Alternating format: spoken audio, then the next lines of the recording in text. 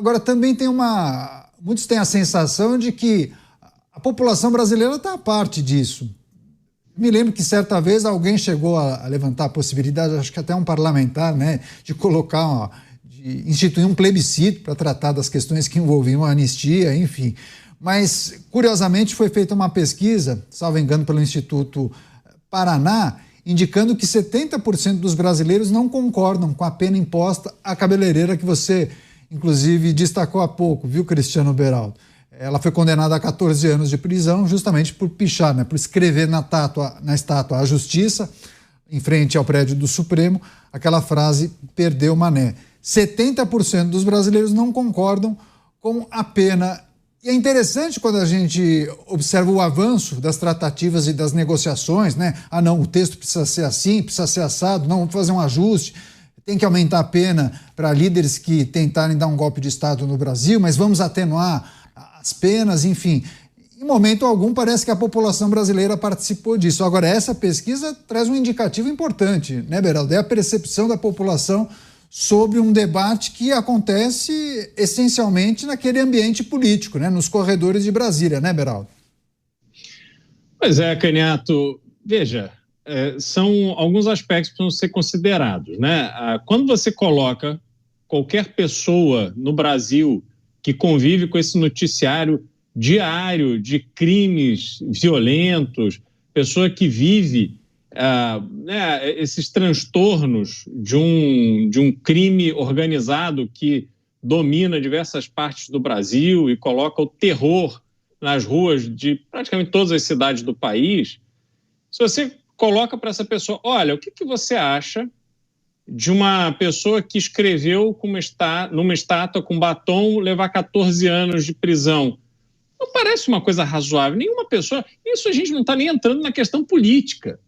Veja, é muito objetivo. Por isso é que eu digo, quando você olha para o que aconteceu com essas pessoas que estavam na Praça dos Três Poderes no dia 8 de janeiro, não tem ninguém que, em sã consciência, ache razoável a consequência aplicada, que foram prisões sem conhecimento dos detalhes do processo, sem a possibilidade de audiência, uma série de direitos que foram atropelados neste afã de colocar essas pessoas numa posição de que estavam ali, todas juntas, sob uma liderança para poder fazer um golpe de Estado e acabar com o governo, acabar com o Brasil. Não cola. Não cola. É muito exagerado. Essas pessoas fizeram mal, cometeram crimes, boa parte delas e tal, mas não foi isso que aconteceu. Então, quando você expõe para qualquer pessoa essa comparação, escrever na estátua com batom 14 anos de prisão, não faz nenhum sentido. Entretanto, quando você vai para esse aspecto, Caniato, puxa, será que há uma diferença entre a percepção da população e o que acontece nos corredores? Não é bem assim, porque se a gente for perguntar para a população brasileira em geral, como é que a população brasileira se informa sobre esses eventos? É com manchete de jornal, é um texto, um áudio, um vídeo que recebe pelo WhatsApp. As pessoas não se aprofundam, ninguém lê o voto de ninguém, ninguém leu a acusação. É uma opinião de ouvir falar. E que esta opinião de ouvir falar, ela, por muitas vezes, ela vem ali carregada de uma opinião política. Aquele pessoal estava lá apoiando o ex-presidente Bolsonaro. Eu não gosto do Bolsonaro, então cadeia para todo mundo. Né? Não tem uma base razoável. Por exemplo, aqueles indígenas que semana passada ou retrasada invadiram a Praça dos Três Poderes e violentamente atacaram o prédio do Congresso Nacional, eu não quero que eles fiquem 14 anos na cadeia por causa daquilo, porque igualmente depredaram o prédio público e ameaçaram o poder da República. O que eles fizeram configura um crime, mas um crime que tem que estar ali, todo mundo fichado, todo mundo com um antecedente criminal que é aberto pelo que eles fizeram e tal, mas dentro do que é razoável, né? Então, isso tudo, as pessoas... Estamos falando de um país que, primeiro, democracia, Caniato, eu sou da opinião, ela pressupõe educação das pessoas que participam do processo democrático. As pessoas precisam ser instruídas. É dever do Estado oferecer educação de qualidade para que as pessoas, ao receberem informação sobre alguma coisa, possam avaliar, possam se aprofundar, possam se interessar nessas informações que dizem respeito ao país.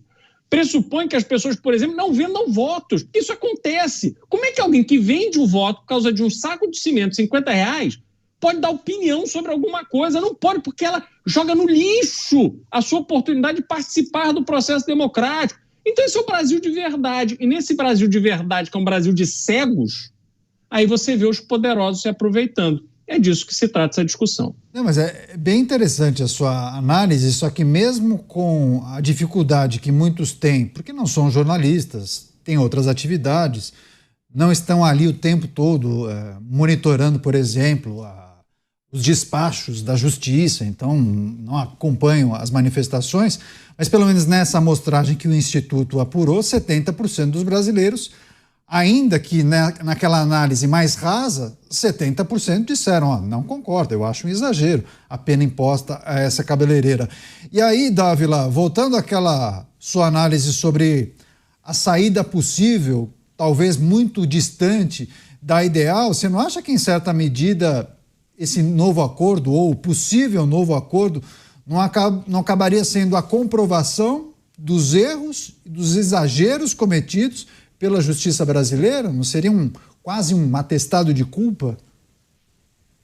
É verdade, Caniato, mas no fundo o que as pessoas vão querer depois de aprovada essa lei é que as pessoas que foram presas indevidamente serão soltas. E aí as pessoas viram a página e vão para outro assunto, vão para o dia a dia. Essa grande reflexão sobre o problema das instituições e tal, isso fica em meia dúzia de pessoas aqui, ou fica nesse mundinho pequenininho nosso aqui, que realmente nos preocupamos com isso. O que as pessoas vão olhar de uma maneira utilitária. Agora aprovaram uma lei, soltaram um monte de gente que foi presa indevidamente, principalmente a moça do batom lá, que 70% a favor que ela fosse solta, o que a pena foi exagerada, e agora ela voltou para casa. A primeira foto que sair dela com os filhos dela em casa, todo mundo já virou a página e toca a vida. Essa é a vida do Brasil real, entendeu? Então, agora, isso vai ajudar a fortalecer as instituições, a fazer com que o judiciário volte a ser uma corte constitucional. Não vai fazer nada disso. Isso aí nós vamos ter que esperar, como eu disse, a mudança em 26.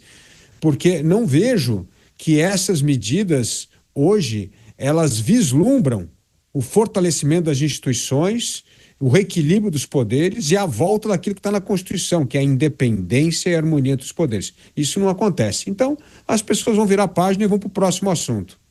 Pois é, e também é preciso considerar que muitos querem, entre aspas, se livrar disso, tem eleições logo mais, né? Precisam dedicar tempo e energia a essas articulações. Você, Mota, a manchete da pesquisa realizada que indica que 70% dos brasileiros não concordam com a pena imposta à cabeleireira. Débora, Mota. Eu não acredito em pesquisas, vocês sabem disso. E essa pesquisa reforça o meu ceticismo.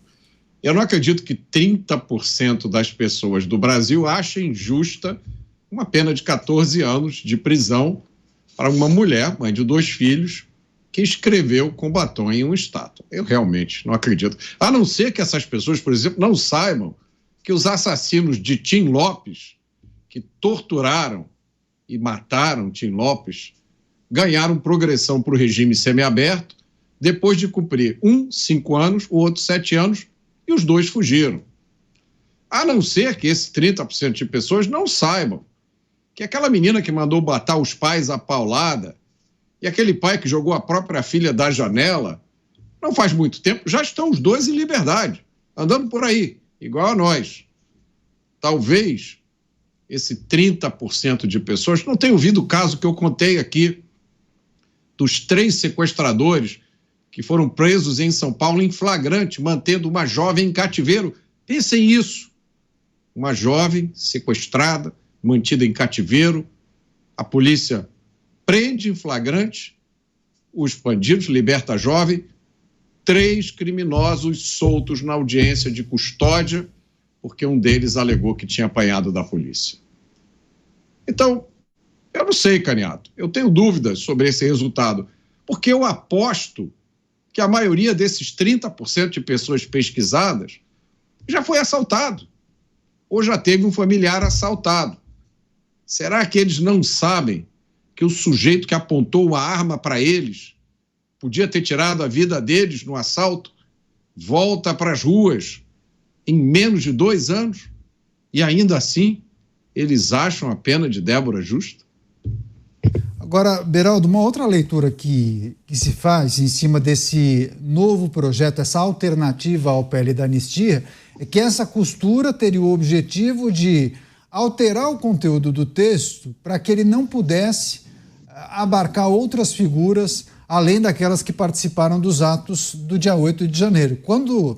Tanto é que nós, quando trouxemos a notícia na abertura do programa, divulgamos a informação. Além da previsão de soltura ou flexibilização das penas para aqueles condenados pelos atos do dia 8, haveria também um dispositivo na mesma lei que aumentaria a pena para quem tentasse dar um golpe de Estado no Brasil. Só que essa lei não retroagiria, não iria abarcar Jair Bolsonaro. Então, eu vou tratar de penas hipotéticas aqui, só para a nossa audiência compreender. A lei não pode retroagir para prejudicar um condenado. Então, na hipótese de Jair Bolsonaro, sei lá, caso ele seja condenado e pegue uma pena de 5 anos, é só um número aleatório.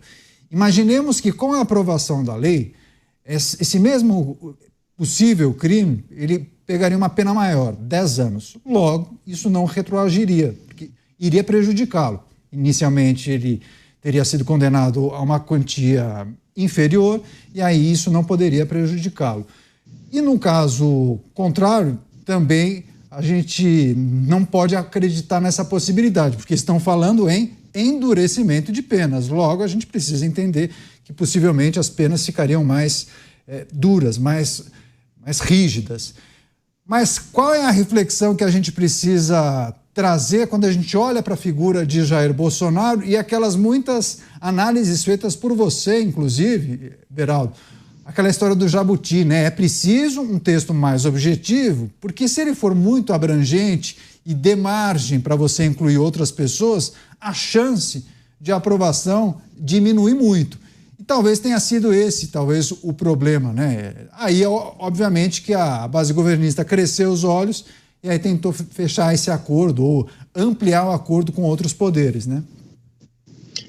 Pois é, Canhato, só que o que nós estamos vendo é que é tudo na base do arranjo.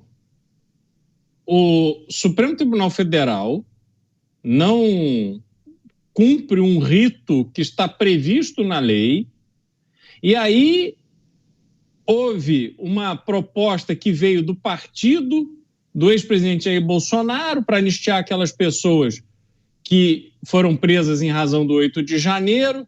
Aí se faz uma articulação para que esse PL não prospere, mas que venha uma proposta do Senado de forma mais clara a evitar que o ex-presidente Jair Bolsonaro saia beneficiado. E aí você vê que tudo é feito, quer dizer, estamos usando o Congresso Nacional para atrapalhar ou ajudar um indivíduo, coisa que não faz absolutamente nenhum sentido. O Congresso Nacional tem que legislar para o país, para o conjunto de brasileiros. Só que nós estamos perdendo esse tempo, essa energia e tal com essa discussão para fazer um arranjo, porque aí se fizer esse arranjo, o Supremo Tribunal Federal fica com uma carta branca para não ser lógico. Que esse é o meu grande problema com toda essa discussão. A tese é que aquilo que foi tratado no Palácio do Planalto, as elucubrações feitas no Palácio do Planalto, se materializaram num plano para tomar o poder e acabar com a democracia no Brasil. Esta é a tese. Só que esta tese ela já tem uma fraqueza. Por quê? Se o propósito era continuar no poder, por que dar posse ao presidente eleito? Primeiro problema. Segundo problema, aquelas pessoas que foram à Praça dos Três Poderes no dia 8 de janeiro e lá praticaram aqueles atos de vandalismo, invasão, etc., elas não estavam ali sob a liderança de alguém, porque não tinha um líder ali. Quer dizer, para que elas pudessem servir de soldado de uma de um grupo golpista, no mínimo, elas teriam que estar armadas, né? E não fariam isso num domingo, suponho eu, porque domingo não tem ninguém ali. Todos os prédios, todas as repartições públicas, as mais importantes durante a pandemia, funcionaram sem seus prédios. Então, a Câmara, o Senado, o Supremo Tribunal Federal, todo mundo vai continuar se reunindo ali de forma digital sem nenhum problema. Então, qual é a efetividade que aquelas pessoas teriam em acabar com a democracia, em depor o presidente, fechar o Congresso, extinguir o Supremo Tribunal Federal? Não fecha isso. Mas a tese é justamente de que 8 de janeiro decorre das tratativas que aconteceram dentro do Palácio do Planalto ainda na gestão de Jair Bolsonaro. Se você acaba com a possibilidade de punir o 8 de janeiro, se você afasta daquelas pessoas que foram punidas no 8 de janeiro o crime de tentativa violenta de abolição do Estado Democrático de Direito e coisas correlatas, você, na minha opinião, que é opinião lógica, eu não sou jurista, eu não estou aqui defendendo Jair Bolsonaro, eu estou defendendo a lei e a lógica. Se você acaba com isso, como é que você vai sustentar que aquele plano maquiavélico de dar posse ao novo do governo para depois tirá-lo do governo, como é que isso vai se conectar? Eu não vejo como, Caniato. Então, o que estamos vendo é uma invencionice, que se esse for o caminho, virá do Senado. A invencionice receberá a chancela do Poder Judiciário e vai ficar todo mundo fazendo cara de paisagem, desafiando a lógica, mas como estamos no Brasil, fica por isso mesmo. E jogo que segue. Agora, Dávila, uma das críticas que nós escutamos ao longo das últimas semanas, principalmente da base governista da situação, era que o PL da anistia teria um objetivo velado de ajudar, na verdade, Jair Bolsonaro, né? Naturalmente, o objetivo principal, aquele divulgado, seria retirar aquelas pessoas que participaram dos atos do dia 8 de janeiro da prisão, mas teria também um objetivo secundário ou velado de ajudar em algum momento a Jair Bolsonaro e seus aliados, ou a defesa de Jair Bolsonaro, justamente em cima desse cenário descrito pelo Cristiano Beraldo, né? Bom, você cancela a tentativa de golpe de Estado, logo não teve golpe, né? E aí serviria de argumento, inclusive, para a defesa de Jair Bolsonaro. Ok, tratativas aconteceram em 22, mas não houve, naturalmente, nenhum evento que possa ser interpretado como a tal tentativa. Qual deve ser o posicionamento de Jair Bolsonaro, podemos trabalhar naturalmente como uma hipótese, diante desse cenário? Melhor lavar as mãos, deixa rolar, ou ele deve se posicionar a algum momento incentivando ou não essa nova proposta? Caniato, eu não vejo um espaço para o ex-presidente Jair Bolsonaro interferir muito, porque, na verdade, esse projeto no Senado parece que é um projeto numa sala com 6 pessoas sentadas lá. Tem esse membro do Supremo, tem o presidente do Senado, tem mais aqui 2 líderes partidários e nós vamos aqui desenhar a lei e vai ser essa lei que vai ser aprovada, porque é essa lei que tem o aval do Poder Judiciário. Vai ser isso que vai acontecer. Então, não há muito espaço aí para Jair Bolsonaro articular alguma coisa, né? O que eu vejo que de certa maneira vai beneficiá-lo é que as penas vão ficar duras para os próximos, entre aspas, golpistas, e não pode valer para ele, como você bem falou. Então ele vai ser julgado pelo que aconteceu. E provavelmente a aprovação dessa anistia vai ajudar o caso da defesa, para provar que, olha, como bem disse o Beraldo, bom, mas se essas pessoas estão soltas e não teve uma conexão direta, como foi a investigação da Polícia Federal, como foi a acusação da Procuradoria, enfraquece também o argumento de que aquilo era uma trama que acabaria nesse ato golpista de 8 de janeiro. Então, enfraquece um pouco a postura da acusação, vamos dizer assim, né? Por outro lado, a atitude, principalmente do ministro relator Alexandre de Moraes, nesse caso, e mostrando os seus vídeos, que ele agora gosta de mostrar vídeo antes de começar a julgar os casos, para constatar a materialidade. Olha, é a materialidade que aconteceu mesmo um golpe de Estado ou a tentativa de um golpe de Estado. Então, certamente eles vão trabalhar muito em cima dessa, entre aspas, materialidade. Agora, o Congresso faria um bem danado se nesse projeto da anistia incluir algo para terminar todos os processos abertos sobre inquéritos sigilosos e por tempo indeterminado. Isso seria algo extraordinário, Caniato, porque cairia por terra um instrumento arbitrário que o Supremo vem utilizando de maneira recorrente para manter todo mundo nas mãos do Supremo. É essa força política que o Supremo hoje tem para atuar. Porque todo mundo pode estar nesse inquérito sigiloso por tempo determinado. Tá certo? Então, isso é um mecanismo de arbitrariedade que precisa acabar. Isso não está na Constituição, não está em nenhum lugar que o Supremo tem o direito de abrir inquérito por tempo indeterminado de maneira sigilosa. Isso não existe no Estado de Direito. Então, eu entendo que esse projeto de anistia poderia acabar com essa excrescência que vem mantendo cidadãos, qualquer pessoa, refém do Supremo. Qualquer hora pode ter ali, agora isso aqui está ligado a algum inquérito sigiloso e você está sob investigação e nem sabe o que está acontecendo. Você vai saber no dia que explodir lá na frente. Então, eu entendo que se esse processo pudesse sepultar essa história de inquérito sigiloso por tempo indeterminado, já ajudaria muito a uma preocupação que o Mota menciona sempre aqui. Quem garante que amanhã não pode acontecer de novo? Bom, com inquéritos sigilosos por tempo indeterminado, não tem nenhuma garantia. E, pelo contrário, todo mundo vai continuar sendo ameaçado à revelia pelos membros do Supremo Tribunal Federal. Pois é, a gente vai seguir acompanhando, só trazendo uma última informação. As sinalizações, pelo menos as informações de bastidores, indicam que esse novo projeto, esse projeto alternativo à anistia, deve ser apresentado em maio no Senado pelo presidente da Casa, Davi Alcolumbre. Então a gente vai seguir acompanhando, monitorando essas articulações. Qualquer novidade a gente traz aqui na programação da Jovem Pan.